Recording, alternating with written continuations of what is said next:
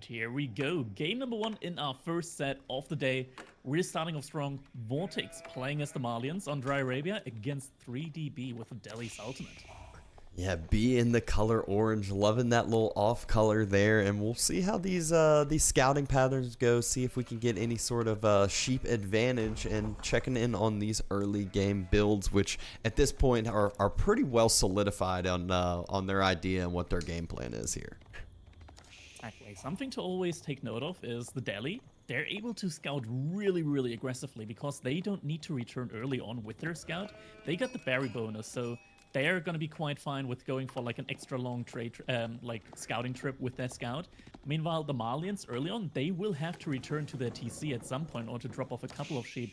Delhi, they can take their time. They're on berries. They don't really care a lot about the sheep early on.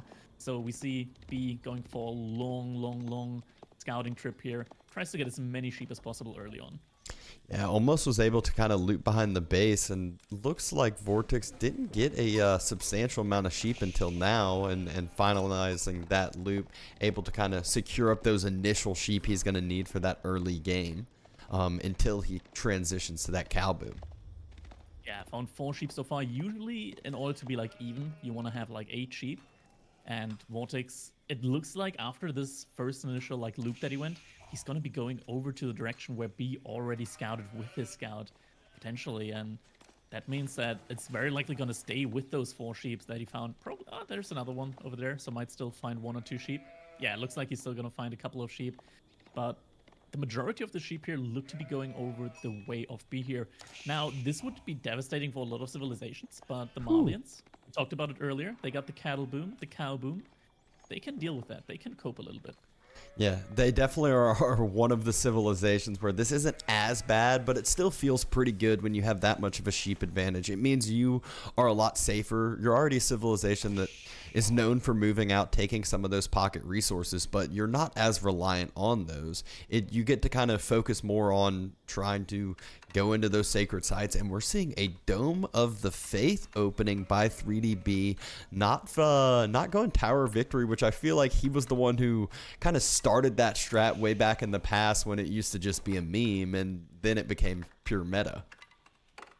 I think Dome of the Faith has become really good recently. It got a couple of buffs. It actually got double buffed at one point. So it used to be that Dome of the Faith like makes it a little bit like the production of the scholars used to be quite slow. It used to be 45 seconds. Then the production rate of like other mosques got buffed, but the Dome of the Faith stayed the same at 45 seconds. Now they double buffed it, so now they're both cheaper and they produce just as fast, and you're able to also garrison relics inside of the Dome of the Faith and scholars as well.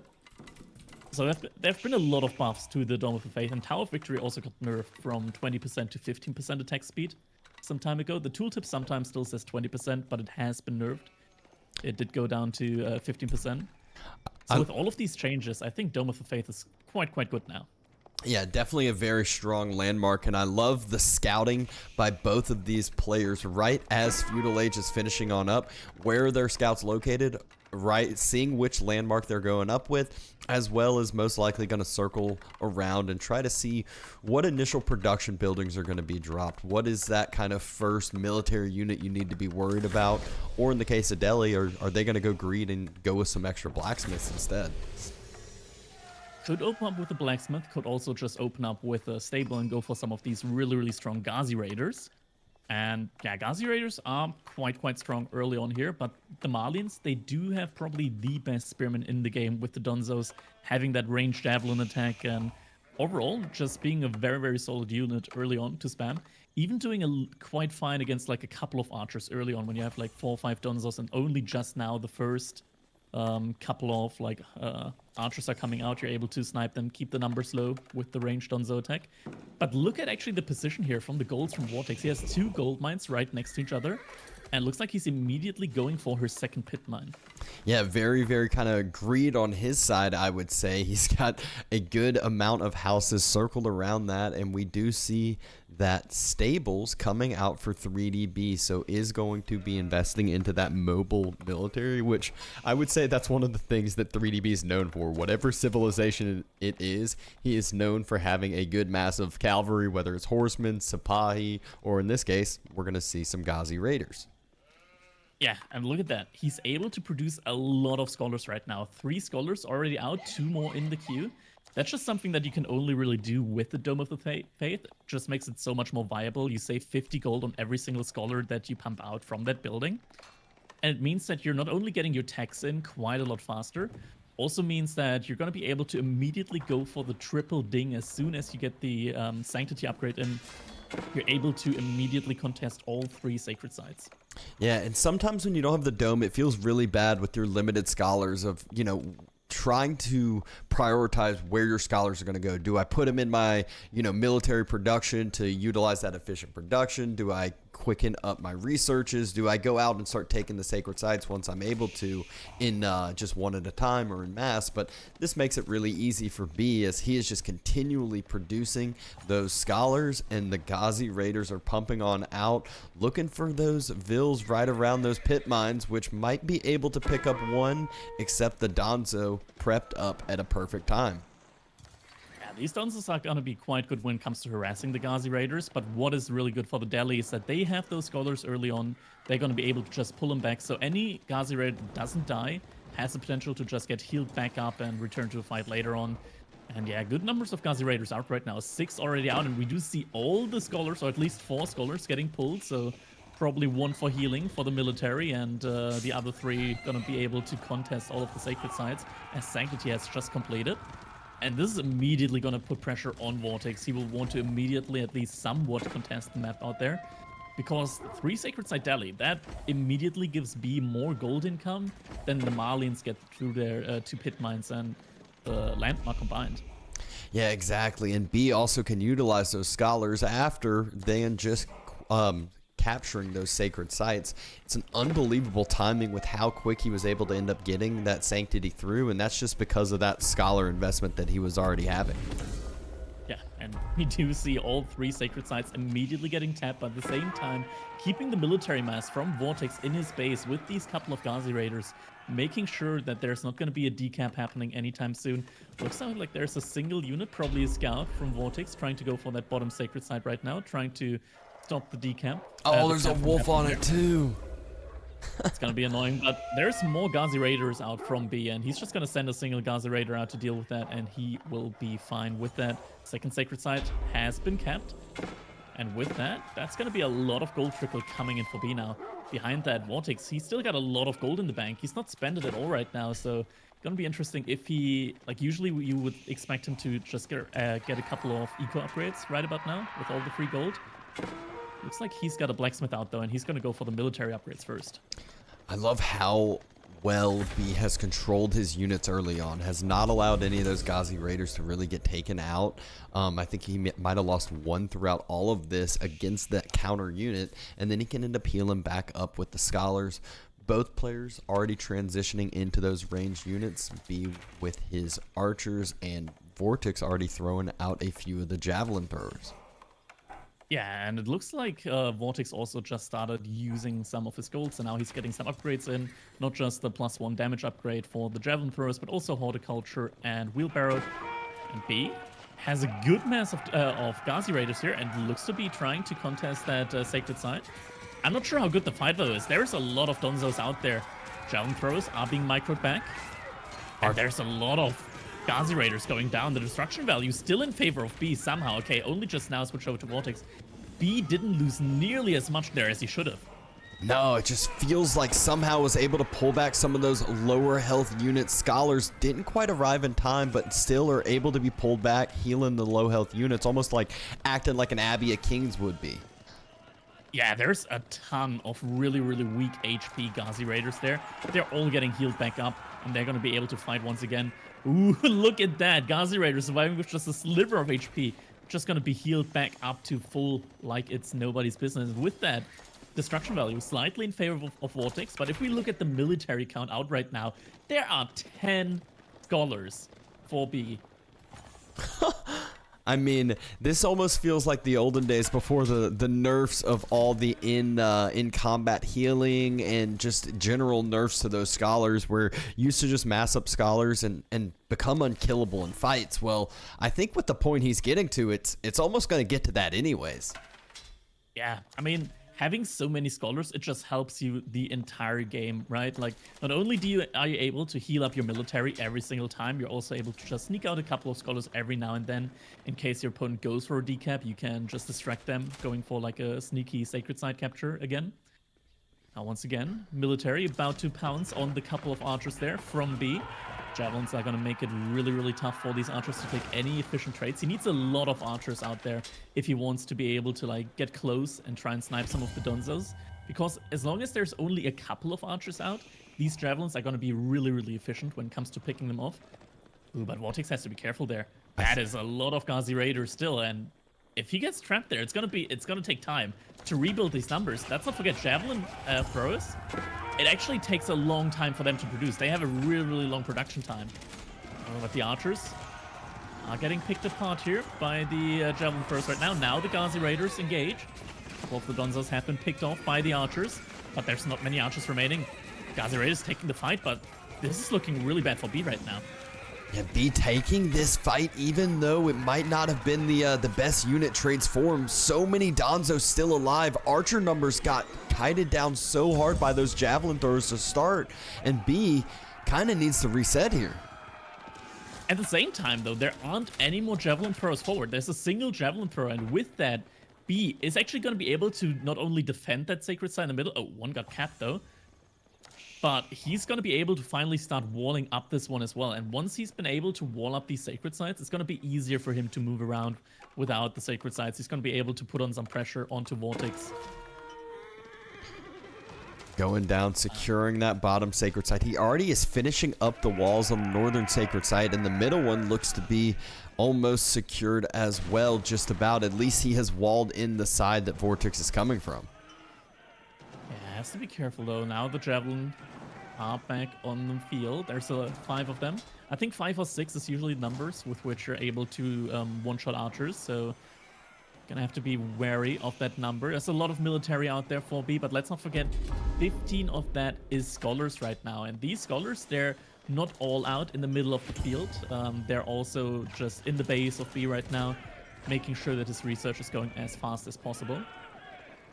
Yeah, he just keeps producing scholars non-stop right now. That's a ton right now that he has out there. Yeah, I mean, doesn't really have gold, any other gold units to spend his resources on. Usually to drop in a market and buying some food. But this time, it looks like he's pulling the scholars. He is committing full towards this middle. Wants to take this fight. Scholar mass isn't quite there yet. Archer's stepping forward, taking trades with the Javelins. But that's not, again, not the unit they want to be taking the trades against. Ooh, and the Ghazi Raiders, they're a little bit too eager there. 2 Ghazi Raiders, 3 Ghazi Raiders going down pretty much immediately. Archer numbers facing off against the Donzos. But they're still being picked apart by the Javelin throwers here. A couple of Javelins overstepping a little bit. Do get taken down by the Ghazi Raiders and the Archers. So many still able scholars. To control the middle here. So many scholars in that fight. I feel like he just needs a super tanky unit to be able to actually heal up and utilize long term, maybe an elephant or so, but gotta get up to Castle Age. Speaking of, look at Beast Food in the bank. He's starting to hold up. Yeah, it looks like he's preparing for Castle Age. He still has all 3 of these sacred sites, so it's not going to take him a ton of time in order to get there. And once he's up, he'll be able to make a couple of Men-at-Arms, and Men-at-Arms should be able to deal with all the units that VortiX has out right now. Just a Sacred Side win condition right now, probably not something that he can realistically go for. Like, these fights right now that he's taking, they're not going to be that great for him, and yeah, he's going to be pulling back for now. Military count deceivingly seems to be very far in his favor, as if we look at the army value as well. But yeah, 18 of that is just scholars, and they don't contribute that much. Oh, in the meantime, B's been going for Delhi Pro Scouts as well. He's getting the deer on the map. I mean, that's just one of those plays that only 3DB can end up doing. Ed is just unbelievable there, able to secure some of that, what I was talking about earlier, pocket eco. You can see he's already out on the berries. Well, the deer isn't going to be a risky resource for him at all. Exactly. It gives him a lot of food access right now, and he's reinvesting into army right now. Means that he's gonna still be able to defend that sacred site. He's still at 3 sacred sites. One got decapped for a little bit, but oh, that's gonna be... this is such an awkward fight, though, with the Gazi Rays, with so many Donzos, and he's taking the fight with the Gazi Rays versus the Donzos. Destruction value is looking really, really bad here for B right now. He's just not able to jump on top of all of these Javelin throwers, and Javelin throwers killing all the archers right now. There's still a ton of Donzos out in the mix, and B has to run back. That is not a fight that he's able to take. I feel like he keeps trying to force these fights, and in reality, he could maybe just pause for a second, try to go up, maybe give up a sacred site or two, and then in reaction, then be able to have that Castle Age tech advantage. But even still, the numbers somewhat even, but at this point, VortiX behind this. He's got a full cow boom going on, and guess who's going to be going to Castle Age first?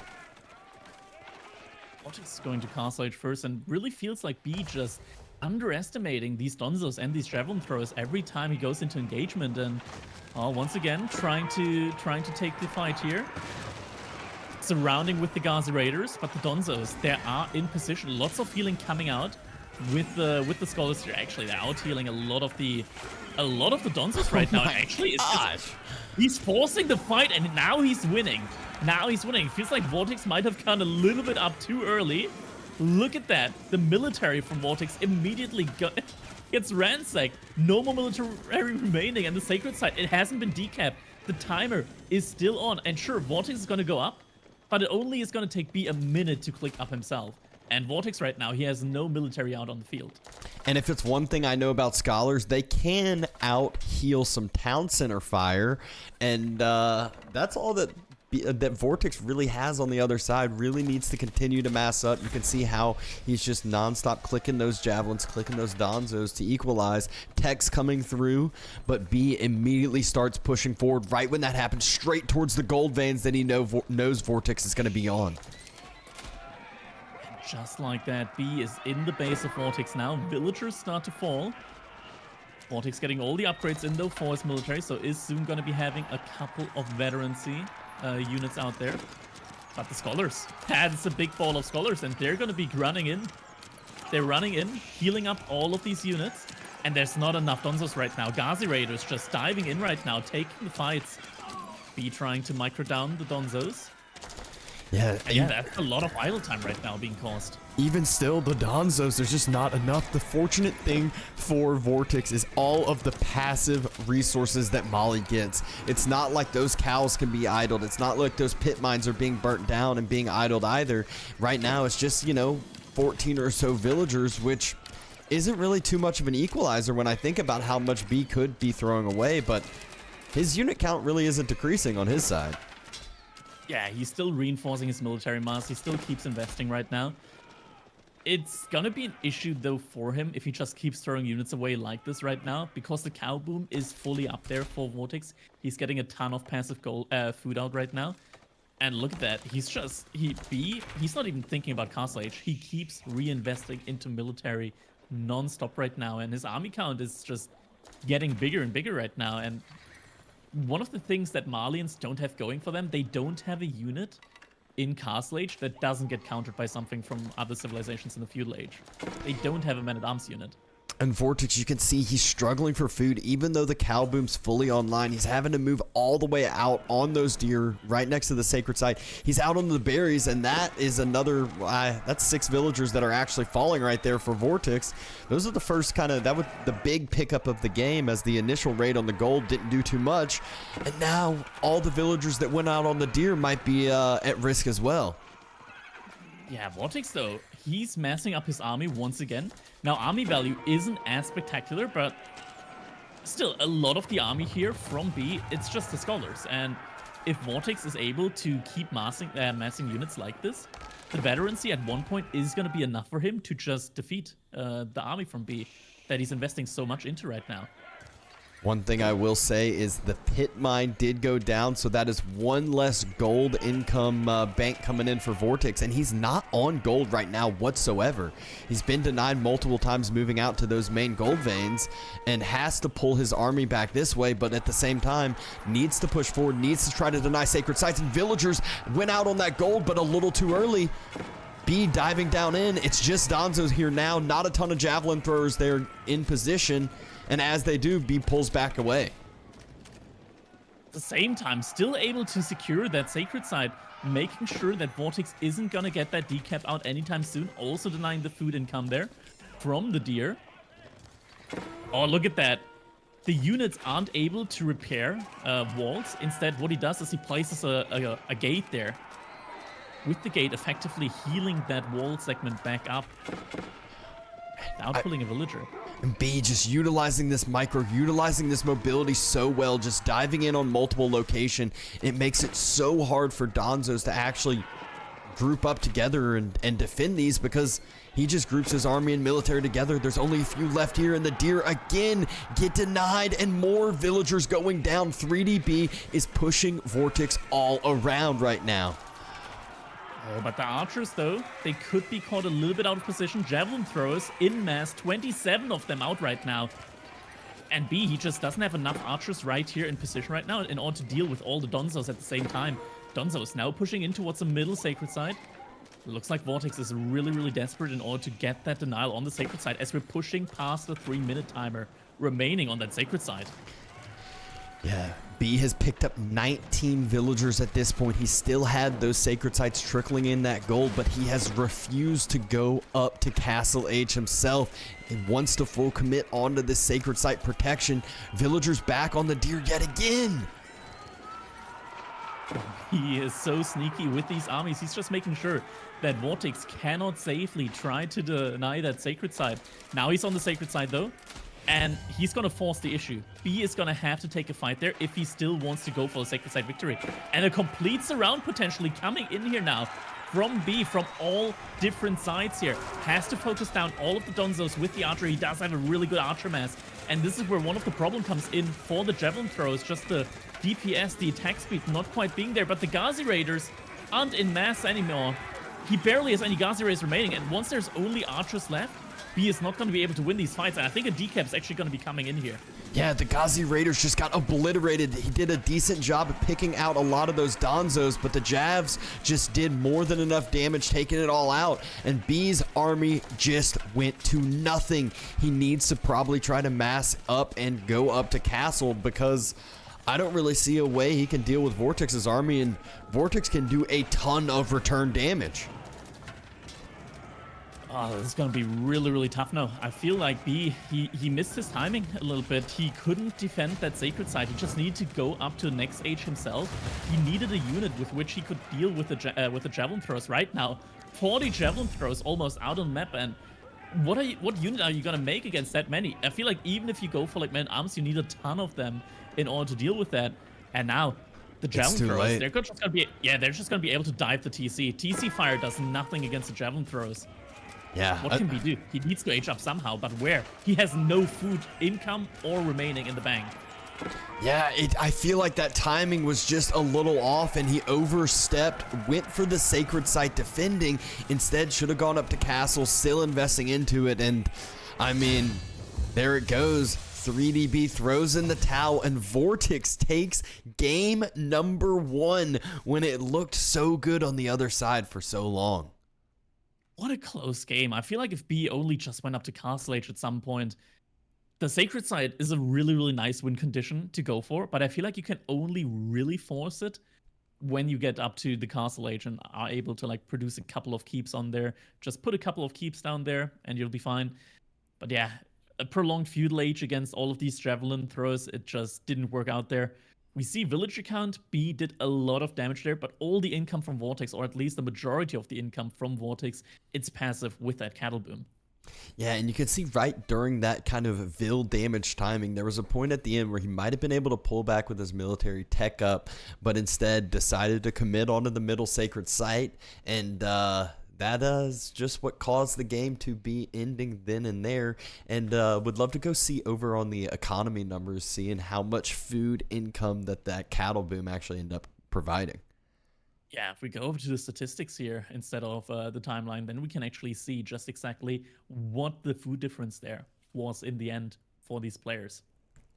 You can see here in the economy tab, it wasn't as drastic as one might expect, but we do see VortiX getting like a clear lead there with the food count. Even though he lost a lot of villagers, even though B went for that pro scouts play and got a lot of the deer under his TC, even then VortiX did have the food lead there. Didn't lead in wood, but none of his units really cost too much wood. Only Donzos and Javelins don't cost any wood. Yeah, and think about how much idle time he had. He had about 25 villagers running back and forth between deer, running back and forth on the berries. He had villagers taken out on the berries out in the west. He wasn't really able to expand out for a lot of the other food locations like B did, and it still showed on the graph that the cow boom just provided so much of that passive income, that passive food.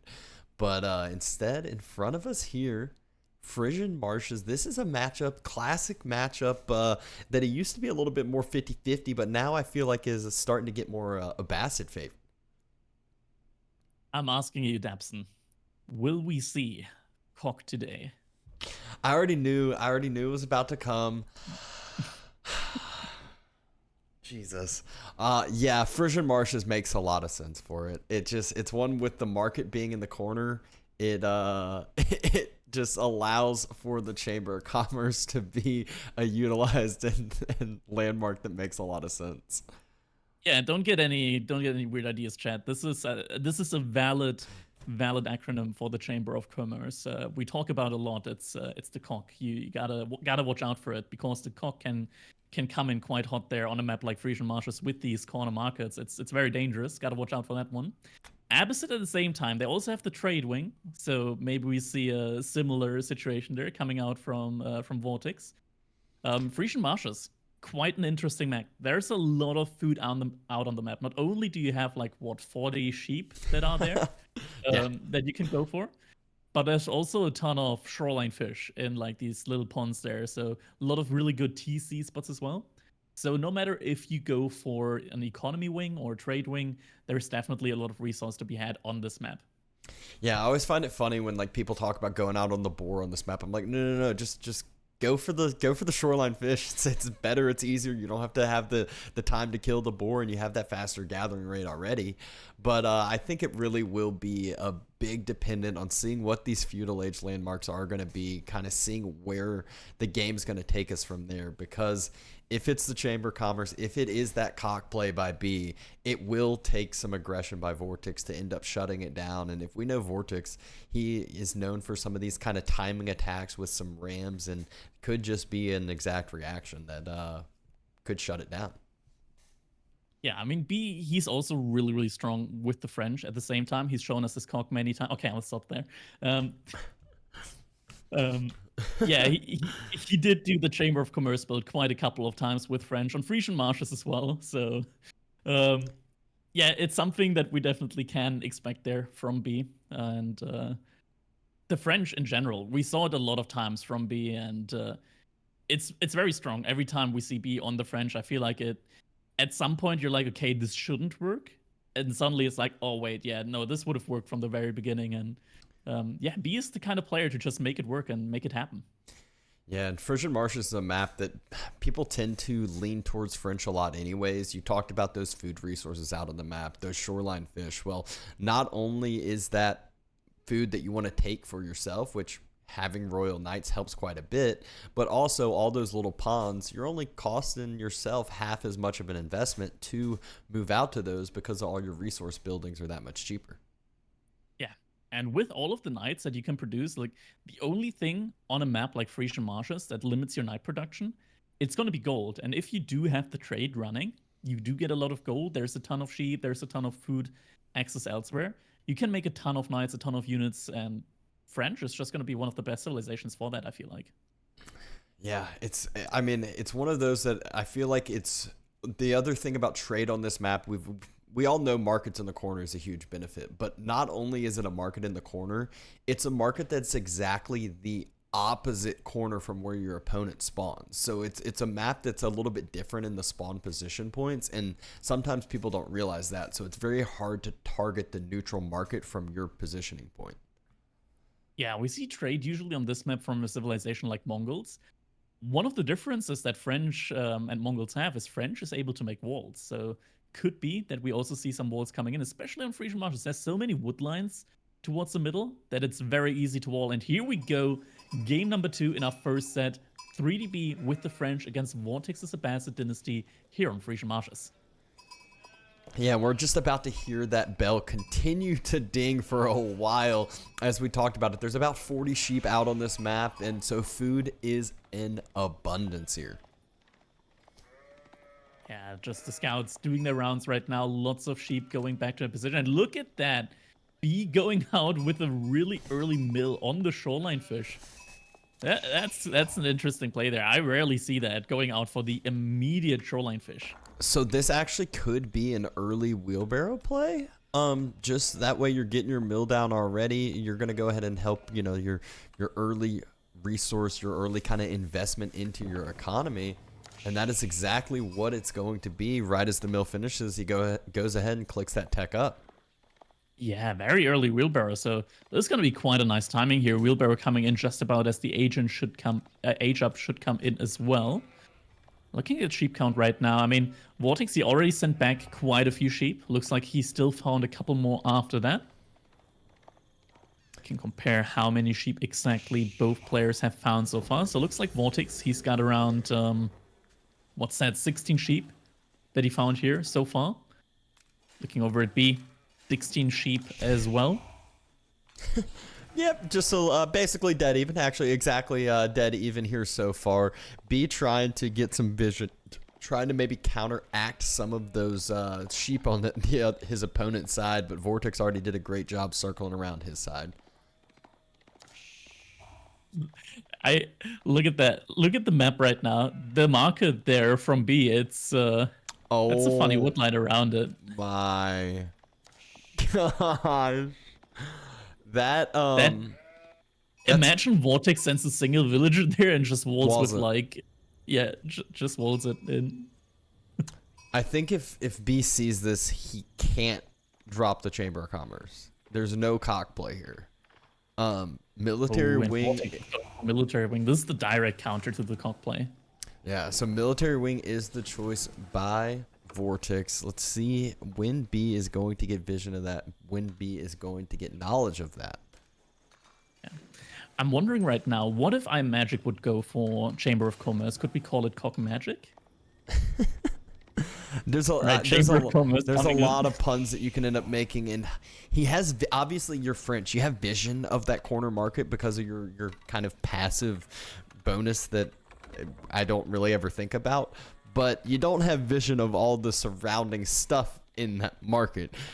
So that's where VortiX just got some great vision of that. He might just sneak a Vil out at some point, make the long trek with the ring over, and try to throw it in Mount Doom and wall off the trade. See the Chamber of Commerce here. B probably doesn't know that VortiX is going to go for the military ring right now, and VortiX, he has hidden his House of Wisdom quite nicely towards the back of his base, or rather like outside of the scout vision. Scout would have to go around the entire base of VortiX in order to practically find that.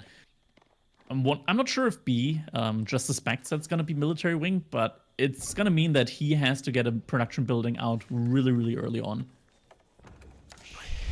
And you can see VortiX already dropping a barracks as well. Not only will it be military wing, he's going to be able to have an extra spearman out or two, which you know you're going to need against the French in the long run, and immediately upgrade those spears that pop out from that military wing as well. This is only a direct counter though if B went for the School of Cavalry. And he didn't, so this doesn't directly affect B that much. B's game plan is still going to be the same, and he can just go for an immediate archery range here instead of that stable, and with that, he'll be completely fine. Age up now, complete. Does have a good amount of villagers on wood here. on the straggler as well. And the archer range is going to be the first building coming out. Yeah, and all he's going to really need is about 3 archers to counteract that, military wing on the other side. There's 5 units, but the 3 archers will counter the spears and trade well against the archers on the other side. You can see we're starting to attempt to burn down that mill, which is getting the next upgrade, the next investment for another trader as well. Yeah, so the Chamber of Commerce, it produces a trader for free for every single economic upgrade that you get. So getting these upgrades early on, like wheelbarrow, horticulture, it means that you're getting free traders. And that helps a lot with your early economy. Just necessary for B right now is he needs to break out. He kind of needs to make sure that he's able to get the trade up and running. Archers are going to be able to do just that for him. Just needs a couple more archers, and with that, he should be fine. Oh, he's also trying to get survival techniques. Survival techniques, is it going to go through? It's not going to go through, and another mill is being placed now by B. It's not the biggest loss for him, especially since he's French. His drop-off buildings only cost 25 wood. Some HP here traded in from VortiX against some HP on a villager, but villager just gets pulled back. Ooh, archer low HP though. Has to be careful here with that one. Pulls him back. Nice micro. He's got his trader sitting inside of the TC, so if the military units step up a little too far, they're going to take that extra fire. And the first horseman is out, so has a couple of the archers, but just needs to be able to keep that horseman alive. And with that, looks like B is going to be able to pull off the trade run. At the same time, VortiX behind that, he has gotten up his second TC, so he's going to be able to scale TC-wise. But if we look at the economy numbers right now, the combination of faster TC production speed as the French, as well as these free traders from the Chamber of Commerce, means that he's right now at 30 pop eco-wise, and VortiX is at 25. So for now, he does have the economic lead going for him. Yeah, and he really, with that many traders, TC's not quite even finished yet. With that many traders too, you really just need that first big drop-off to have a huge snowball to help you kind of climb up, get yourself a couple more upgrades, get yourself a couple of Royal Knights out on the field as well. Yeah, an additional big benefit is that you can choose at any point in time during the trade run from your traders what resource you want to get out of them. So you can switch it between food and wood and gold. So depending on the situation, you can just take a trader, choose it to drop off food instead of gold. And you get a big influx of food that way that you can use to immediately produce more units out on the field. And we do see B, he's got a very good military mass going out right now for him. So not only 4 horsemen, 7 archers, but also first Royal Knight now in queue. Yeah, and the horsemen, they're not Royal Knights, but the mobility that horsemen provide is very, very beneficial, very great at taking down archers in small numbers, picking off some reinforcing units as well. And VortiX's first couple units from that military wing are about to get picked off now. Yeah, units have been found out. And VortiX didn't have too much information there regarding the army size from B. And with that, all the early military units do get cleaned up, as he said. Means that now B is also going to be free to kind of wall in his trade if he so chooses. And we do see first drop-offs coming in. That's wait. Oh. What was that? Did I just see that correctly? Like, it showed that the traders were carrying 72 gold, but they dropped off like 2 times the amount. I have no idea. Not gonna lie. I have no idea. I think maybe they dropped off at the same time, so it added up. No, it added up, yeah, but it added up to like 200. That's interesting. Okay, I'm gonna have to take a look later at that. Trade can still be a mystery.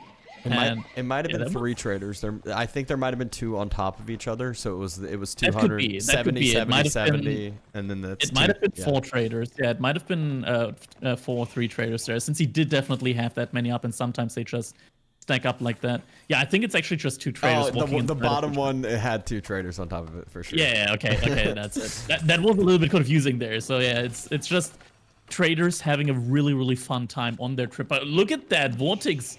That's a quick age up right now. Going for a trade wing age up now. That's quite fast. That was not what we were expecting whatsoever. So 2 TCs into quick, fast castle. And B, he gets the vision of it. You can see VortiX's wall. It probably was to attempt to not allow B to get any vision, but I mean, the scout's dead on it. He sees it. He knows exactly what this is on the other side. And I mean, B has the military mass right now. He has the ability to punish this early investment from VortiX into that castle age. Yeah, and he does pull all of his military units. Gonna be dangerous, though, against the Abbasid. Like, if you lose your army at one point and you don't have an H-up lined up behind that, it's gonna be difficult. B, though, he is on 3 markets right now, so it's like a kind of like a 4 TC boom for him at the same time. He's investing a lot of resources into these traders, and if he's not able to like get a good castle age transition up behind that, it's gonna be difficult for him. Look at his food income. It's not great right now.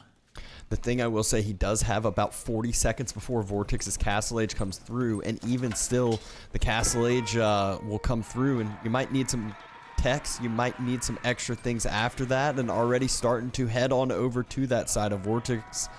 Maybe burn down this gate, deny some of that crucial gold that you need for Castle Age upgrades. Yeah, VortiX dropped 2 stables, so a knight play is definitely something that he wants to go for. Gold is the most important resource for him, and B immediately going for the side where the gold is. And not only that, Trade's still ramping up.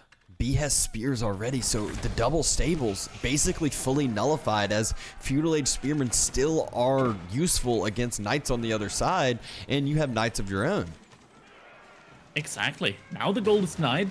VortiX only has 3 knights in queue. Now he does have 4 traders, though, that are currently on their way to the market. If he gets them over there, he's going to get a nice additional trickle of gold. B, though, circling around, wants to try to hit that wood line, but as you said, doesn't want to overstep with that military. It's so devastating if you lose that military mass when Abba is castle and you are not. Additional market being dropped right in B's face, right where all the military is. Spears getting a great brace off on that knight. Surround! That hurts. Knight gets picked off. Market gets denied. VortiX is in a bad spot right now. He needs gold. He's struggling for it right now. And he just can't get it at the moment. I feel like he needs golems or something like that. A unit which is able to deal with both the horsemen, spearmen, and the archers. Not so much the knights, since he still does have some spearmen. And he just doesn't have the gold for it as well. Now he's trying to get a camel rider out, so camel rider gives him the debuff, but there's more military units coming out from B. Look at that. B's on 7 knights right now with 4 more in the queue.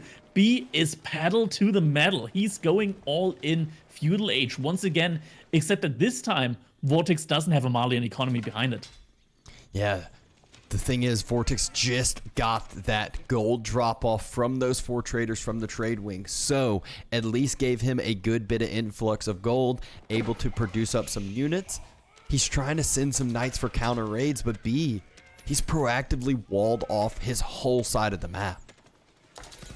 The walls are in, and with that, VortiX's knights are going to have trouble finding any value there. Looks like VortiX, he sent out like 10 villagers out in order to get some gold there, but there are 2 knights which are aiming right for that gold. This could be very devastating. Traders will also get found out.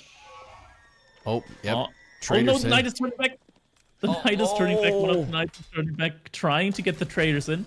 Still, though, every single trader that he kills there is going to be almost 100 gold denied. And he's definitely going to get 1, if not 2 traders there. 1 trader down, second one quite low. There is a camel rider arriving. However, B might just finish off another trader or 2. And what did VortiX get in? I don't know. VortiX in somehow. That is quite difficult now for B to deal with. He's gonna have to pull units back.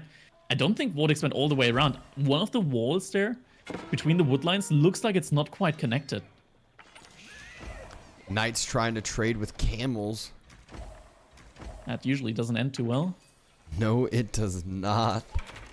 And these knights are circling, trying to just stand in the middle of this trade route, but it's not just the trade route. Look at all of those villagers on the food.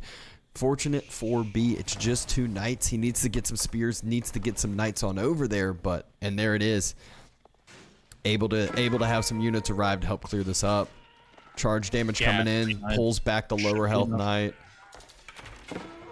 Could be enough to clean them up, and with that, I mean, B right now, he's still not scouted that gold mine from VortiX. I feel like as soon as that gold mine gets scouted and the villagers they get routed, that could pretty much immediately be GG there. B so far hasn't quite scouted that one. able to clear up those few knights in his base. And I mean, he has 22 knights. If he goes up to castle, gets royal bloodlines, it doesn't matter how many spears you got. 11 spears, that does not counter it out. You can see VortiX is like going into the typical Abbasid composite bows play, which I've heard a lot of people say counter everything, but not if you have like double the number of royal knights. It's still quite good. Like the composite bows, never underestimate them. But yeah, B's in a really good position right now. If he just gets up to castle age and upgrades his units with the significant military lead that he has right now, he's going to be in a really good position. I just wish that he finally scouts this gold. The caster curse here, we know that it's there. B doesn't, and it's just itching. Like, go there. Just send a unit there. So many villagers, so much value to be gained. VortiX sending in a couple of knights there. Not scouted yet by B. Now he should notice it. That's a large amount of knights. Royal Institute also coming up, so it is going to be an all-in military play. Oh, now B should notice that, though.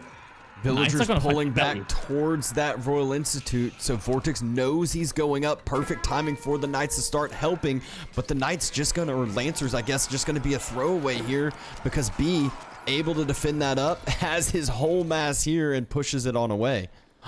And the villagers have found the gold.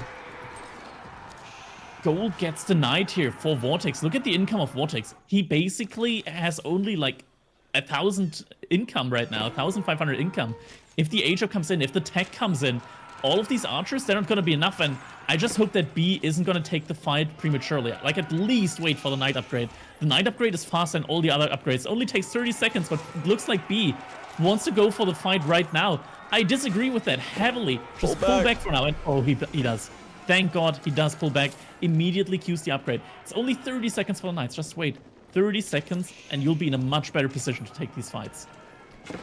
Abba's still trying to chase down as much as possible. Not too much longer left on the upgrades to come through. Fine with trading out some of these traders, some of these villagers before this. You can see the army value, the huge difference there. There's 36 composite bow archers, though, and 22 royal knights. 13 Abbasid spearmen, though. Abbasid spears with the phalanx upgrade. Not yet, but it's coming in right now. About to be researched. And second ranged upgrade coming in for VortiX. Second ranged armor coming in for B. Both getting the exact units they need. But look at the raid coming in from 3DB right on the berries and just crushes some reinforcements and crushes a ton of villagers there. 23 villagers have been killed so far. And now the upgrades are in. He didn't just wait for only the knights, also waited for the archer upgrade. Now is the time for him to fight. He has the +2 pierce armor upgrade as well. Now VortiX cannot stay. He cannot stay. But the reinforcements coming in from the base as well. He's completely surrounded. The army from VortiX is gonna get completely destroyed here by the knights, and VortiX calls it. It is GG, equalizer game. B wins with the Chamber of Commerce on Frisian Marshes. Clinical game there by 3DB, showing us that you cannot give him one of his favorite civilizations. He'll always have a little bit of a different build for y'all to see. Look at that villager count in favor of VortiX, but if we switch over to the economy count, that's when we can really see the traders popping in, and just, it makes such a big difference. When we see the trade count there, it means that B was actually the one that had the economy lead here the entire game, and man, absolutely clinical gameplay here from B.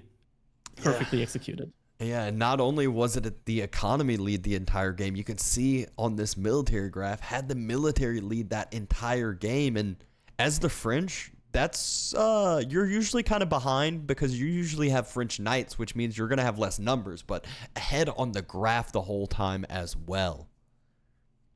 Yeah, just continue to spam out all of these French knights, and then when he gets the upgrades in, it is a huge mass of high-value units that VortiX just wasn't able to match at all. He only had those archers going for him. He was denied gold so many times over and over again in that game. As soon as he got up to Castle Age, just wasn't able to produce these high-value units himself. And we're going to be having a game number 3 now on our hands, and it's going to be on Canal. Ottomans versus HRE. That's an interesting one. So we've seen Malians from B before on Canal. This time it's going to be the HRE. I'm wondering if he has something special planned for us here. Yeah, I mean, this is one that obviously when you're talking about kind of hybrid maps, both of these civs get utilized a fair bit. Ottomans very solid at being able to drop that quick barracks down. It's, you know, very cheap for the Ottoman players, and they're able to start pumping spears very quick and deny that dock on the other side, or maybe not deny it, but at least burn it down after it's only produced 1 or 2 fishing boats. But HRE, we all know what they're known for. Their eco, their prelate gonna inspire all that economy and just transition that immediately to everything that they need. Yeah, something that has to be said, when you're playing against the Ottomans, you cannot play for an extended Dark Age when it comes to like dock-on-dock aggression. Because the Ottomans, as soon as that first Vizier point comes in, they can choose either between 2 Imams that do AoE healing, or probably even better, just because of the map size, you can get a Matter out, which immediately gives an aura for potentially +2 melee armor for your Spearmen. And once you get that out, it means that your Spearmen are always going to trade better no matter what you and your opponent has in the Dark Age. Yeah, it makes it very difficult, like you said, to invest into a lot of fishing boats. If you're going to go with the dock, you can only go with 1, 2, maybe 3 boats and immediately try to get up to a quicker feudal age. But enough of that. We are into game number 3. Series tied 1-1. VortiX on the west side as the Ottomans. B on the east as the HRE. Looks like B. He's going forward with 2 villagers early on. I'm not quite sure why he invested into 2 villagers there. Wait, he's going in deep. He is going in deep. That's going to be a very, very forward dock from him. But it's immediately a barracks coming out from VortiX that hasn't been spotted by B Scout. He's close to it, doesn't know about it. This could be really, really rough for B. Yeah, and this is what I was talking about. Ottomans, they're so good at being able to pump spearmen out so quickly. You can see how much wood VortiX still has in the bank. Not only does he drop a barracks, he's able to immediately drop a dock if he wants as well, and still produce spearmen here in just a second. Yeah, the dock also only costing 100 wood for the Ottoman player here. And we do immediately see spearmen in queue for VortiX. B so far doesn't have a production building of his own. He does get an outpost up, though, on his dock. All right, all right. Could be worse, could be worse. There's also an outpost placed by VortiX. But with that outpost from B going up, I don't think the one from VortiX might. Actually, B immediately placed the outpost. He didn't even finish the dock. He knew that he had to pull that one first. This is going to be a rough one. The Spearman now hitting the villager. Scout also into the mix. Scout being in the mix is great. It's going up. It's definitely going up. The question is will we see the villager get targeted? Nah, it still will be able to get out in time. Takes a little bit of damage. Not too big of a deal, but that does mean that villager that's pulled forward is not full health.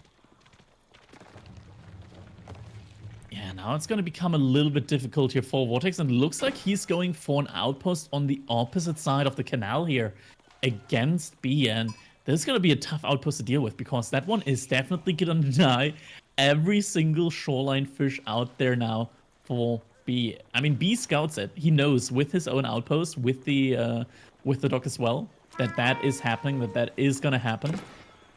Question is, what can he really do against that? I feel like he just needs to go for a fast fuel age now. And it looks like exactly that is the case. A lot of villagers on food right now for him. Oh, loses a villager. No. Ooh, not looking for 1 second. And lost the villager forward. That does come at a hefty price. He does still have a fishing ship out, so it's not the end of the world. He is getting some value out, and he can always pull the fishing ship to get food from the other side. You always have to be so careful with these spearmen coming out from VortiX. You cannot let them out of your eye even for a moment here.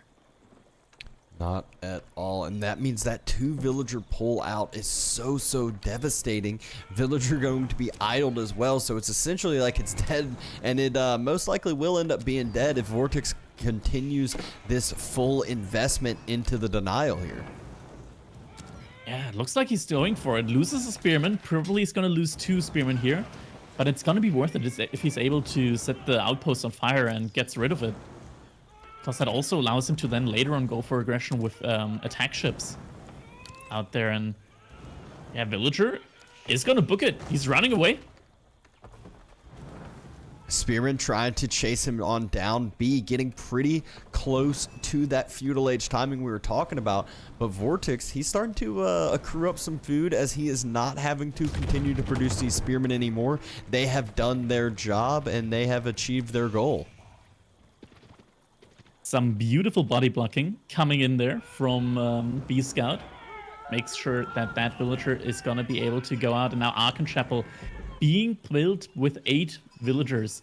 And another dog coming out here now from B. But I think VortiX's spearman there probably scouted it going up.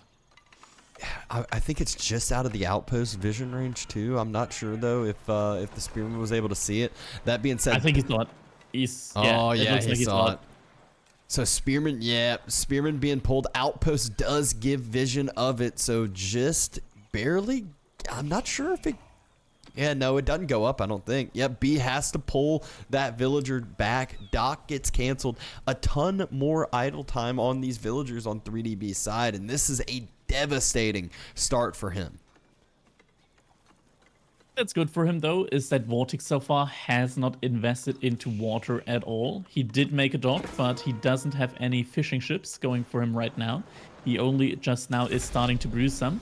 And B, he is now in feudal age with the Archon Chapel, with the boost on all of his villagers. And with that, he could be in a position now to start to try and wrestle back control. Oh, ship. There's not enough spearmen here. That ship is going to make it. Maybe? I don't know. It starts getting burnt. A couple more of the spearmen are on the way back. I think he's prioritizing getting this burnt down. He's trying to buddy block with the fishing ship. I think he was trying to buddy block. It's going up. It's coming up. Oh my god, that was so close. That was so close. The question is where does it go? Can he just burn it down with the spears now? He can't go anywhere though. The outpost. He's just gonna put units inside the outpost, and now the galley it's kind of stuck there now. Yeah, nowhere to go. And he could even try to close this down with a couple of spears, dodging the arrows and just getting into the range, forcing it into the outpost range too. Oh, we do see a Hulk now coming out from B. Hulk's a lot more HP, a lot more, like, they got a little bit more armor, right? I think they got like 4 pierce armor. Yeah. Should be able to do a little better against that outpost.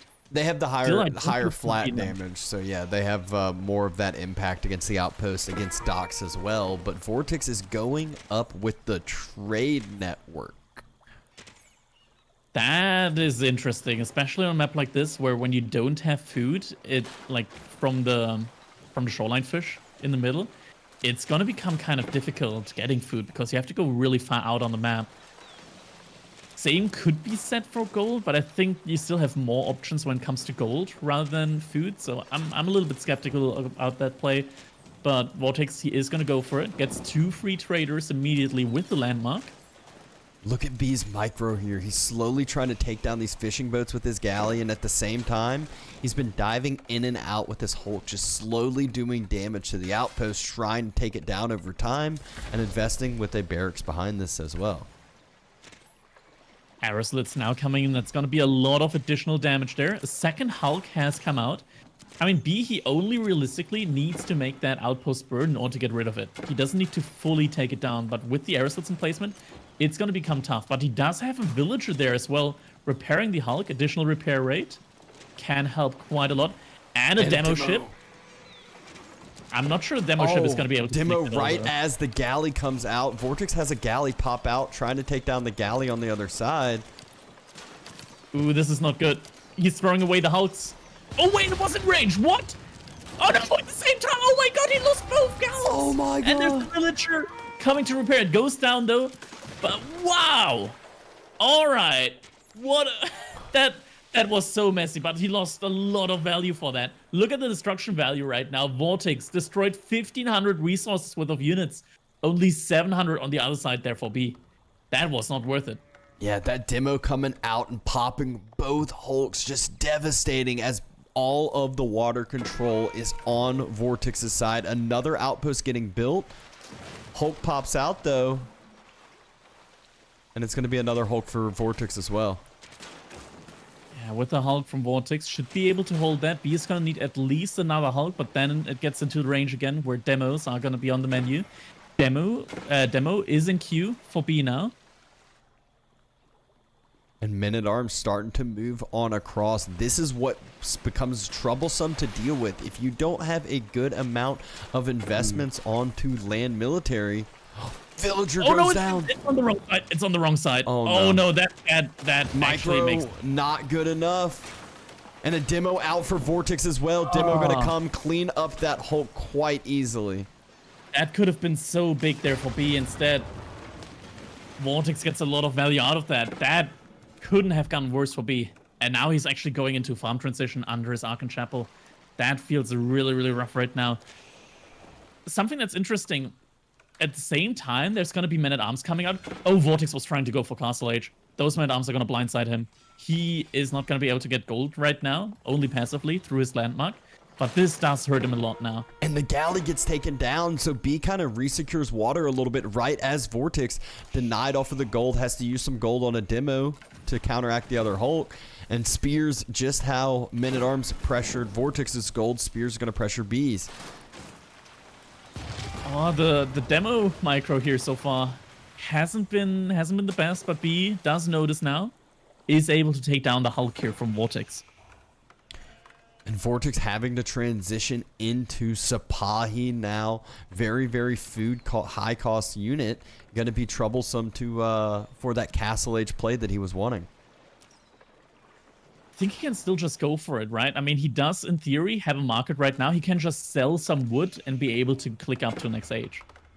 I think that is what he's going to do. He's got the traders inside of the landmark as well, which producing him that passive gold. And there it is. Thing to keep in mind, he is going to be able to make a very, very special kind of ship in Castle Age. I'm not quite sure about the name right now, since it comes in so rarely. But it's a ship that he can transform into a military academy. There we go. It's the one with the axe, not the Carrack. It's going to be the Grand Galley. Okay.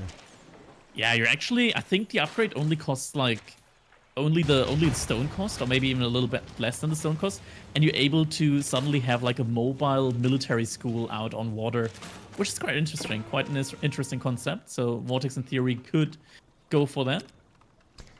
MIA is on its way, though. It's about 3/4 of its way up. The fishing boats are getting taken down, the dock getting taken down, and VortiX has lost water but has gained Castle Age, which is quite scary for the HRE. They're usually the ones who are the first ones to castle. Yeah, overall so far, we've seen VortiX always in these kind of games so far against B, being the first one to go up to the next age, and immediately has 2 knights in queue. With that, he's going to be able to deal with the Men-at-Arms. Couple of Spearmen coming out now from B. And Imams as well out on the field right now.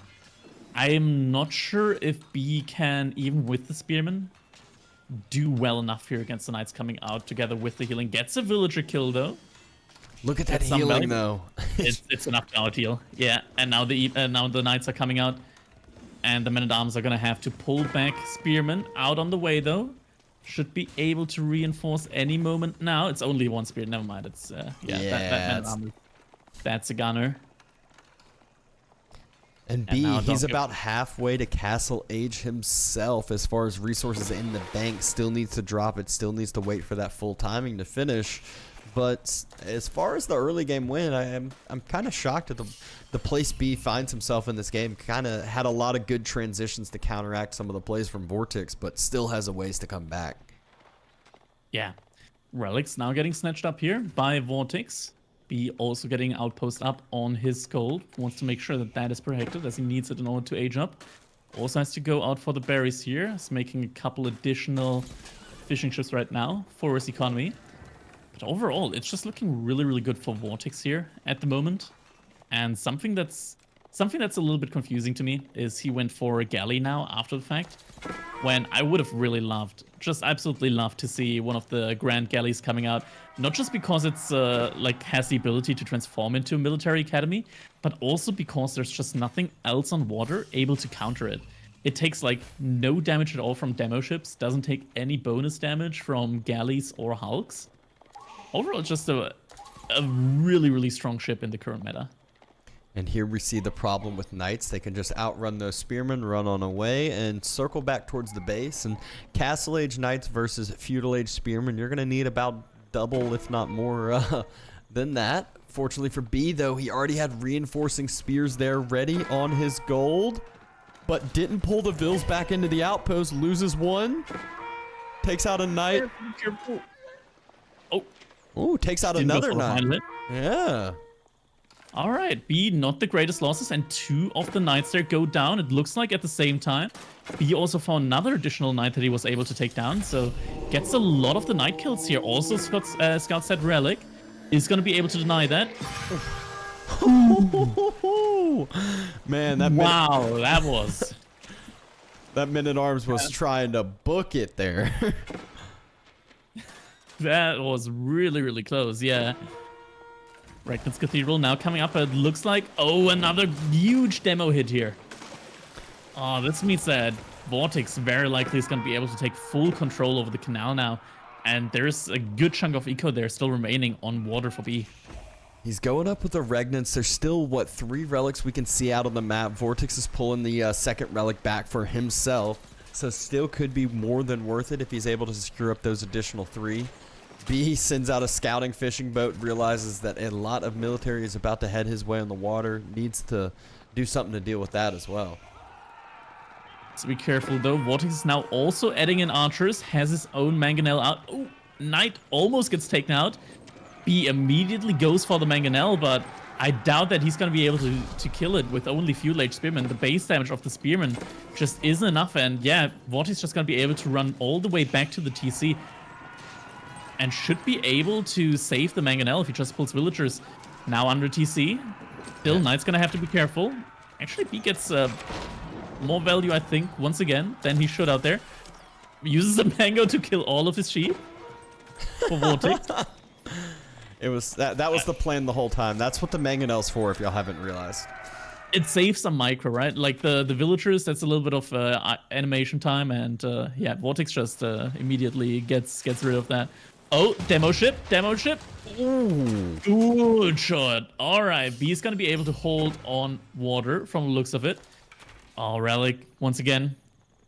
Military's coming, though, and this one's going to get secured for sure as the battalion of knights are going to clean up this one Man-at-Arms. Even get a little bit of healing on the way out. Single Relic is on the way back now here for B. There's a couple of Spearmen, but they're very far out of position. They are now getting upgraded.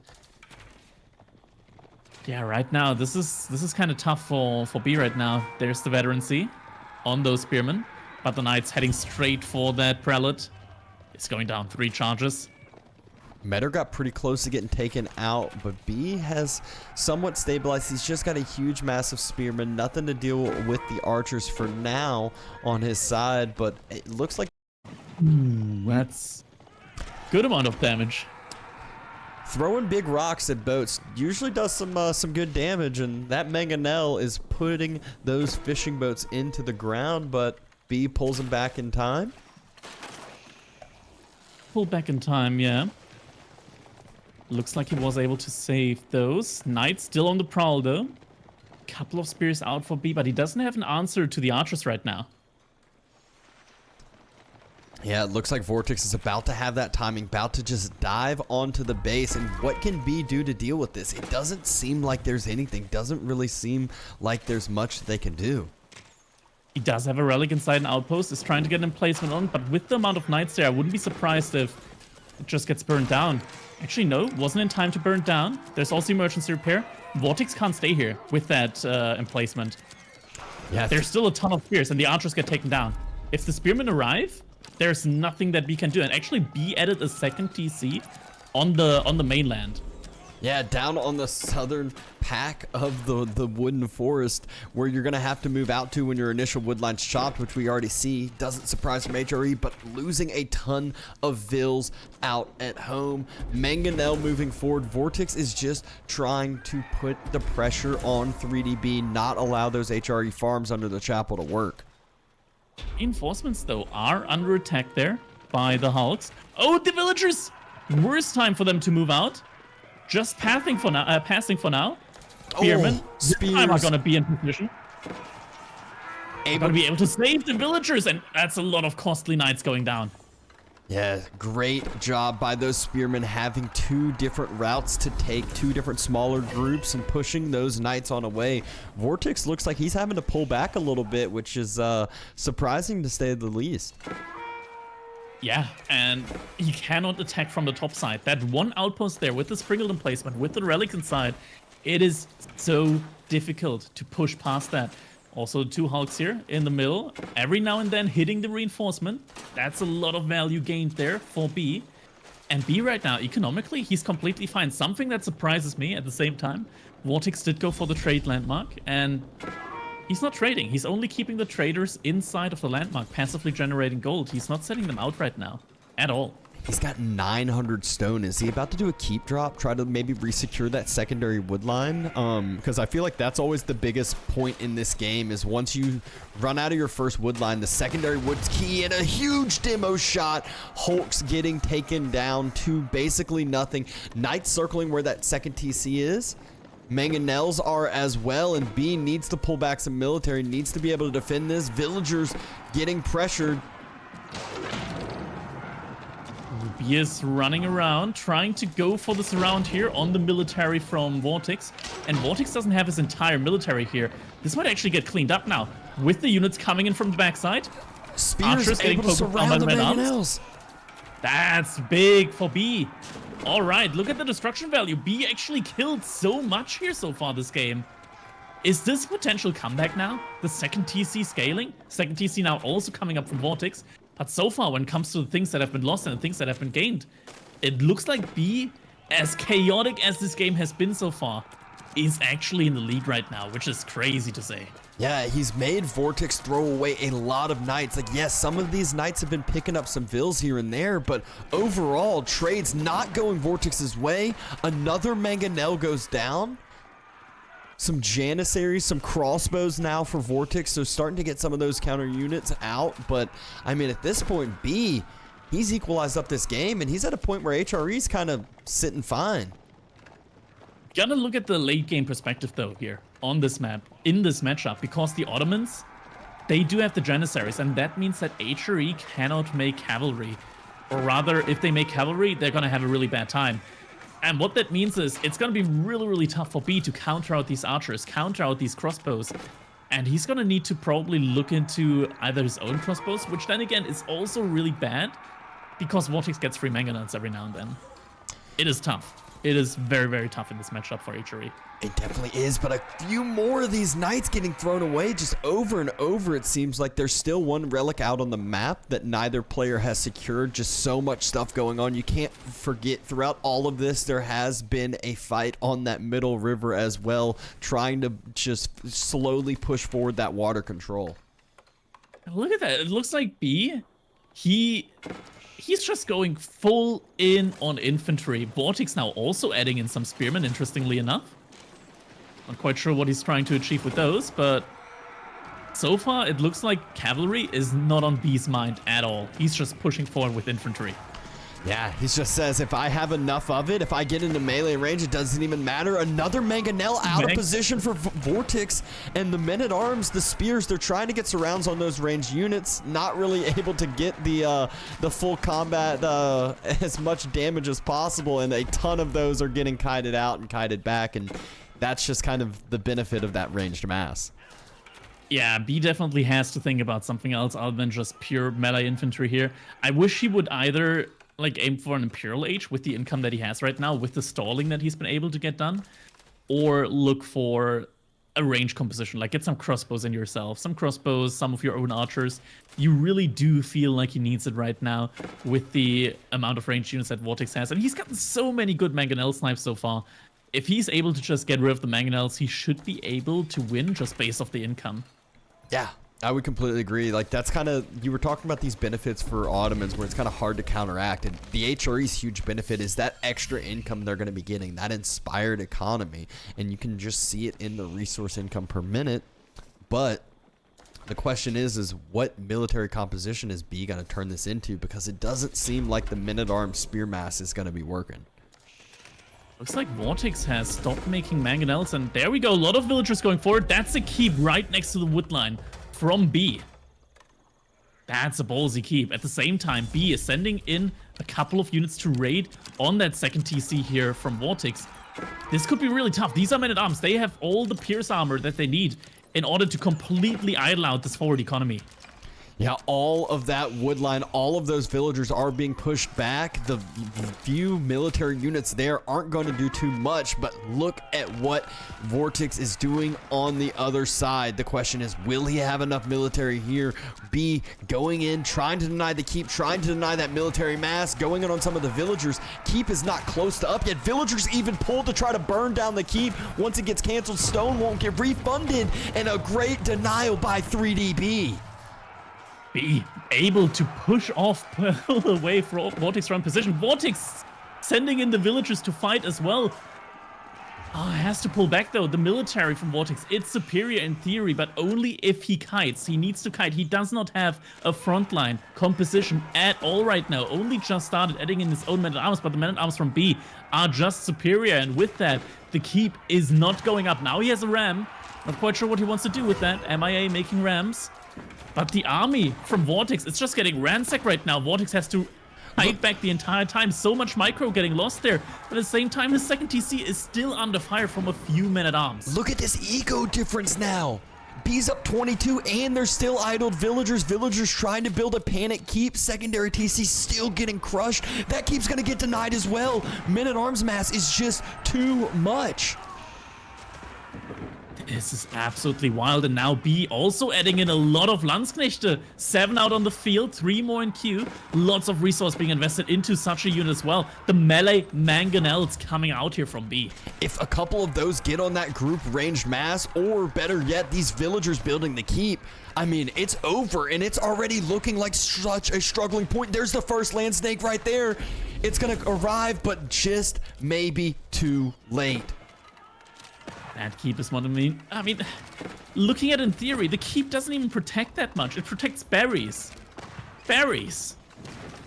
He committed so much for that keep. He at least somewhat has that false sense of security now. But B, he's at 94 eco. VortiX is at 59.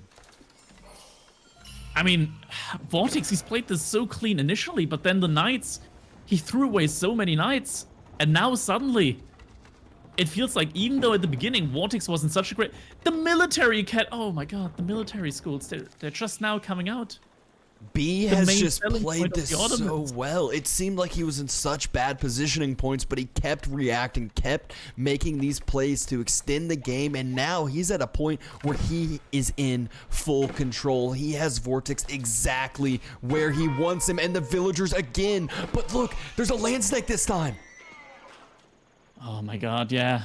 Landsknechte doing a lot of damage there potentially. It means you have to immediately react to them. Does get taken down, but there's a lot more where they came from. They're not getting microed out. Oh my god, look at it! Oh my god! Look at the amount of villagers that just went down with a few swings, and the damage has been done. All of those vills, such low health. The crossbows, such low health as well, because the land snakes, they're right there. Range mass not getting spread on out, gets wiped, and VortiX. This is looking like he is not going to be able to hold. Might be typing something in the chat. Villagers can't get back on the wood lines, getting denied from multiple resources, multiple locations. Right, range mass from VortiX is going to be able to clean this one up though, but the military mass from B, it just keeps climbing behind that. Double the economy number. More than double the military number right now. Army value also almost double. It's looking really, really grim for VortiX right now. We as the casters, we can see that just looking at the numbers right now, 600 food per minute income for VortiX, 2.2k for B. VortiX, he is not going to be able to win this one. I mean, more than doubling the total unit population. He's burning down that monastery, can do the good old relic heist if he desires, but even more important, look at the mass he is building. He's about to just move into VortiX's base, and VortiX realizes it's over. Game number 3 goes over to 3DB, and what a game at that. And I mean, this map, it's known for producing insanely messy games because you have to move out on the map. You cannot just like build up inside your base and be fine. You have to move out, and it was absolutely wild. Looking at the villager count here, that move, just these couple of men-at-arms onto the second TC from VortiX absolutely changed the tide of the game. It was at the same moment that VortiX pulled like 15 villagers in order to drop a keep onto the secondary on the expansion of B. And B still just being really on top of the game there with the spreading of his military. Just having military enough at the right positions in order to push back against the keep and win the game from there. I mean, just look at the graph, just a straight up point after that 25-minute mark or so from B. Just really, you can see the divide that HRE, that he was able to end up making in an absolutely wild back and forth game. VortiX played the beginning so well, but B was just continually able to hold, continually not able to allow VortiX to do what he wanted to do. But that was I would say a river hybrid map. This one's a little bit more an even bigger shared pond, and this one's even more important to have that water control. And this is going to be potential match point here for B, but this map, Holy Island, I think this is like the staple map when it comes to the Spanish pros, VortiX and Lucifron. They are so good on this map. Every time I think about Holy Island, I'm thinking, what would VortiX or Lucifron do? How would they play it? And I know that surely must be the ideal way to play on Holy Island. And we're going to be seeing English here coming out from VortiX against B's Chinese. Yeah, it's pretty funny you say that, because I've actually heard multiple people who have had to prep or play Holy Island in a tournament game, and they literally go, I'm gonna pull up Lucifron or I'm gonna pull up VortiX. It's like the first two that come to mind when it comes to this map, and they're just so strong at the way they play, so clean at their build orders, and it's not even one build order. It's 3 or 4 different ideas, 3 or 4 different plans based off of how the wood line spawns or what civ their opponent is. It's just they practice and played this one a ton. Yeah, exactly. Only a little bit. Like, we're getting so fast into his next game. We almost don't have time to talk about our little call to arms community spot goal there at the bottom right-hand side. Guys, fellas, if you do have a Twitch Prime sub lying around, do not wait. Use it here. You do support not just EGCTV, the entire Age of Empires 4 community tournament scene as well. You support the casters, bringing you all of these amazing games here as well. So if you do have a Twitch Prime sub lying around, or maybe even something else like cheers, donos, it all counts towards our call to arms community spot goal. Means that EGC is able to continue bringing you all of these amazing tournaments. Exactly. So throw those subs on in. You won't have any ads, I know some of y'all complain about, but more importantly, game number 4, potential game decider, series decider here. 3DB versus VortiX, China versus English. You immediately see VortiX scouting out here for the deep sea fish, wants to know where the location is, and does find a really good spot here for his initial dock.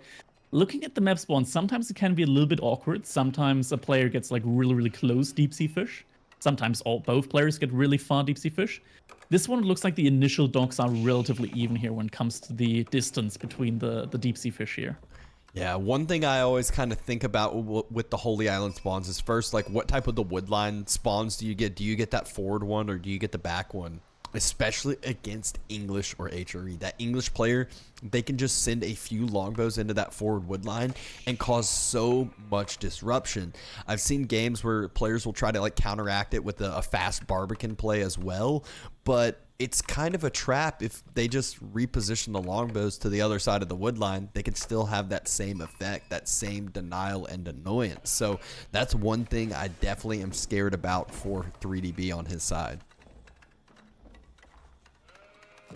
Yeah, I mean, VortiX, he probably sees the forward wood line and is just licking his lips right now, thinking, all right, yeah, this is going to be really good here for him. And yeah, longbows can be a crucial annoyance here. And I mean, B, what can he make against longbows? He can only really make his own archers. Jugunu are a little bit too slow, have a little bit too, like the range just isn't long enough. And I think either you gotta go for horsemen, which is really expensive on the food department, and VortiX can also always just mix in some spearmen, men-at-arms.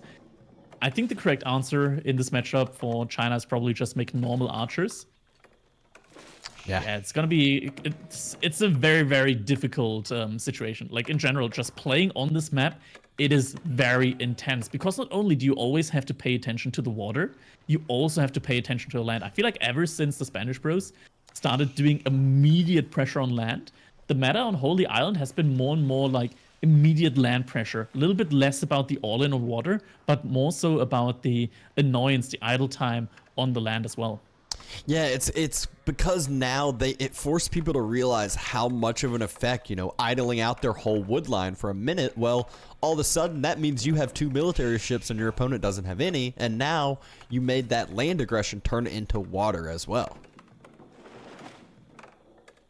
Yeah, I'm looking right now. I think VortiX getting a lot of wood right now. He should really start to think about getting onto gold at some point, because there's not just the age up that you can get with gold as the English. There's also a really, really important upgrade, or rather an upgrade that if you get it on water on your docks, it can basically win you water itself. It means that, like the Admiralty upgrade for the English, unique upgrade that only they can get in Feudal Age, it means that all of your ships have +1 range. What that means, the implication of that is that your hulks are actually able to kite enemy hulks, like they're able to damage without taking any damage themselves. And if you're able to pull it off, which I think VortiX is a player with his micro, it can basically just win you water downright. Yeah, you definitely need to first one to age up. Need to solidify a few ships before you get that Admiralty upgrade, because it's almost like when I think about like chivalry with the Royal Knights. It's like, yeah, you want to end up getting it, but first you want to have that naval fleet that actually can that can actually push forward and utilize that upgrade effectively. And we're starting to get to that point where feudal ages are going to be dropped here in the next minute or so as B has moved out onto the gold. It looks like VortiX is planning on moving out to the gold as we speak as well. Sure, like looking at the eco right now, it looks like B is going to be the first one to be able to click up with which China. It feels really good being able to be the first one, because not only do you build it faster, like usually you're the one that clicks latest, but you build faster, so it's like even. But from looks of it, it looks like B is also going to be the first one to click up as well, which always is really nice against the English, because it buys you a little bit of like time. It gives you a little bit of breathing room before the English longbows arrive. Yep, and speaking of clicking up, B dropping that Imperial Academy, beautiful location if he can help, secure this gold for the long term and have that wood line just constantly refreshed inside that Imperial Academy range as well. Yeah, it's going to provide him with a lot of gold, and VortiX not too far off aging up as well. Only needs to do 1 forced drop of the fishing ships, I assume. And with that, Council Hall very likely be coming in here any second with 8 villagers. Really wants to rush that up now. Yeah, you can see how much more of an investment it is, and even still the timing. Gonna be behind 3DBs, who just 3/4 of the way, gonna be finishing up here in any second now. And the question's gonna be, what is B's initial reaction? What is his game plan? I've seen some people kind of rush this quick Song Dynasty, which feels weird at times with water and whatnot, but again, I feel like it gives you that false sense of security. And there it goes. It's not the Song Dynasty, it's double VortiX. He knows he needs that wood income, and so he is investing heavier into that, because that means more military ships, more production buildings, and everything of that sort. So gets the village out, helps quite a bit when it comes to getting raided, able to pull villagers back inside of it. And also saves you quite a lot of wood when it comes to making ships. Just having that additional pop space helps out quite a bit. Council Hall now finishing for VortiX. And immediately we do see not a longbowman, but instead we do see a combination of both a Hulk and a galley coming out. Now the longbowman as well. So it's gonna be aggression from all sides here, both land and water. Yeah, a little bit of everything. Whereas B, he's got 500 food in the bank. My thing is that going to end up being a Barbican? Is that going to try to secure that front side of his base? The first 2 longbows are already out, and he has an archer range himself. He's going to mass up a few archers and now more military ships as well. Yeah, good thing about the Chinese is that they can just supervise the archer range, and suddenly it works like a council, just a little better than a council. You do have to invest the initial resource into the Imperial official though. But your archery range does work faster than the council hall with it, and the archers are faster than the longbows, so if he has enough, he's going to be able to hunt down all of these archers early on. And he sees the 2 longbows and does exactly that, trying to step forward, has a scout there as well, and just trying to get as much damage down as possible. Even 1 or 2 longbows getting taken out can actually go a really long way. Yeah, at the same time, water aggression also happening further towards the side of B here.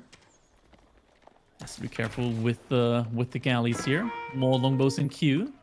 B cannot overextend, but he's almost able to kill that first longbow. The villagers, though, they can pull out their short bows. Yeah, it's some idle time, but can easily get some return trades. That being said, longbow reinforcements have massed up, and B is kind of going to regroup a little bit. Just kind of a standoff on land and a standoff on the sea right now. No big trades, no real huge destruction yet. Question is, how long is this going to be a standoff? Because not only is Admiralty coming in, but VortiX also grabbed the barracks, and there's men-at-arms in the queue, so there's going to be a big shift here really, really soon, and I'm not sure how China can really deal with that, both with the Admiralty and the men-at-arms early on here. The meat shield is just going to be too much, I feel like, and yeah, B is going to be in a difficult position, I feel, and now he's adding in his own stable, so he's going to have his own meat shield, but it feels like horsemen just aren't the best when it comes to the men-at-arms and feudal age. In Dark Age, sure, but once it gets to that feudal age, it's going to be really tough. Yeah, the only benefit I could see is if B is able to just kind of focus down the small group of longbows first, and the men-at-arms, they aren't as effective at taking out the archers on the other side. They are an effective meat shield, and VortiX loses his scout. Vision is a crucial point here, as now that's right when B is starting to pump these horsemen out, and VortiX might not know if he can take these fights or not.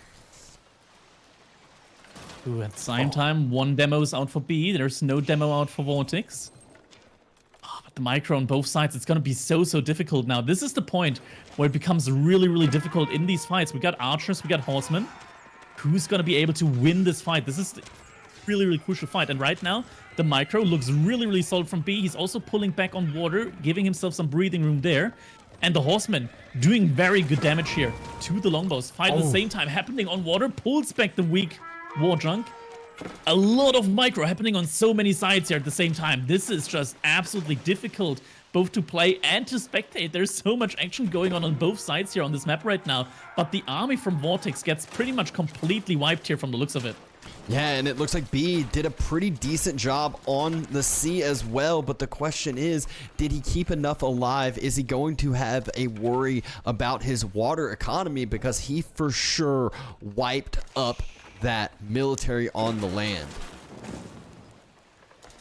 Has to pull back for now. Luckily, he has enough of war junks in the queue right now, so he should be fine military-wise on water as well. Couple of the ships are weak, needs to heal them back up. Probably best to pull a fishing ship in order to further aid the repair here. But VortiX, he is now pushing in on water as well, and yeah, the additional range really makes it hard to take any efficient engagements here. We can see VortiX really using the Admiralty here to its best, and he's getting shots in while B is not able to. Yeah, and we see it so many different times. So many of those sprinkled ships are low. VortiX doing a great job, shoots with a couple of the higher health ones, doesn't allow the low health sprinkled ships to get taken out. Oh, this is but difficult. Woodline about to start getting dove upon by the horsemen. Good vision of VortiX, has some spears there as well. Archers arriving, starting to shoot on over that woodline. Doesn't look like he has vision of it yet. The longbows do certainly have vision from the looks of it. This is really tough. There needs to be a point where B can go in, and it looks like that point is there towards the front. Just needs to get that vision. Oh, is able to snipe a villager here, potentially. Nope, villager dives back into the fog of war. Military upgrades coming in now as well. At the same time, water aggression starts to happen here. Demos. A lot of demo ships. If he's able to snipe the galleys, this could be GG if VortiX loses all of these Hulk numbers. Oh, demos though getting sniped out pretty well. The galleys are gone though. Just pull it further. Oh, gets value again. Gets value. A lot of these Hulks are really low HP though. War Junks also low HP. Probably needs to fall back, but the economy on water has been disrupted quite a bit. So much taken down there. VortiX trying to pick off some of the reinforcing ships there. All of that meant that a ton of the fishing boats get taken out too, and villagers were getting idled on the wood lines. Just unbelievable micro by 3DB, able to fight battles at multiple different spots. Looking like he's falling back, looking to need to regroup here, and a split so his sprinkled ships don't get taken out by that demo. Has to be careful though. Right now, water, he does have the mass, but doesn't have it in the correct position, and a couple of them are weak. Now also repositioning here on the wood line, falling back completely, buying himself some time there. Look at that bonus range. That front wood line though, getting fully denied. There's still no Song Dynasty. He has to reposition to that back wood line, getting some ranged armor in so that longbow mass not quite as effective, so those horsemen can stay alive a little bit better because they melt like paper without it. He needs to supervise the archery range again here. He needs a ton of archers if he wants to be able to deal with not just the longbows here, but also these men-at-arms. And it is going to be very, very difficult here to deal with both the men-at-arms and the longbows. It is almost impossible, I want to say, just because of how tanky this men-at-arms is. Actually, these men-at-arms, look at their heads. These are still Dark Age men-at-arms. VortiX, he's missed the upgrade on them. These are still the Vanguard men-at-arms. These aren't the early men-at-arms. Oh my. That's such a huge oversight. The Barbican's getting quick built on that wood line, which means not only will B have the economy advantage from the destroyed value that he's gotten so far, but also going to slowly build that economy lead from Song Dynasty. This is gonna hurt these Dark Age men-at-arms. Not only do they have less melee armor, they do way worse against the horsemen now. But also at the same time, they have like 20 less HP, which makes a big difference when you're playing against these archers. Also, there's... Never mind, the Pierce upgrade at least. Pierce armor upgrade at least is in. Horsemen, though, diving on the woodline to get us around on like 5 villagers, so more economy damage. BE just continues the pressure on. Archers, though, getting taken out, need to fall back to the Barbican, need to fall back to some safe space. There's 3 different spots, 3 different fighting locations at VortiX. He can't control all of it. Invisible Horseman raid, this could just be it. And under the Barbican, the fight happening under the Barbican, big fight on water at the same time. Galleys getting focused down, demolition ships getting focused down on both sides. Horsemen still picking off villagers left and right. 23 villager kills, it just keeps climbing. He just now realizes, but it's too late. Oh my god, he's down to 34 economy. This could be it. Yeah, this is it. Look at the eco-graph, 33 villagers left and more demolition ships coming in. VortiX is able to equalize out on water, but for what cost? He lost so much on that. He's just diving the TC. This is the match point for B. B is going to win this, and with that, B is going to be able to advance to the semifinals. Unbelievable showing by 3DB. Not battling on 1, not battling on 2, but 3 different locations, and Micro just perfectly throughout all of it. This was literally amazing how he played it. The micro, the awareness on every single position, and VortiX taps out. B wins our first set of the day, 3-1 in an insanely well-performed fashion. Unbelievable last game there. 3-1, and we just talked about VortiX and the Spanish Bros being the scariest kind of players on Holy Island, and B, I think he just put himself into the mix.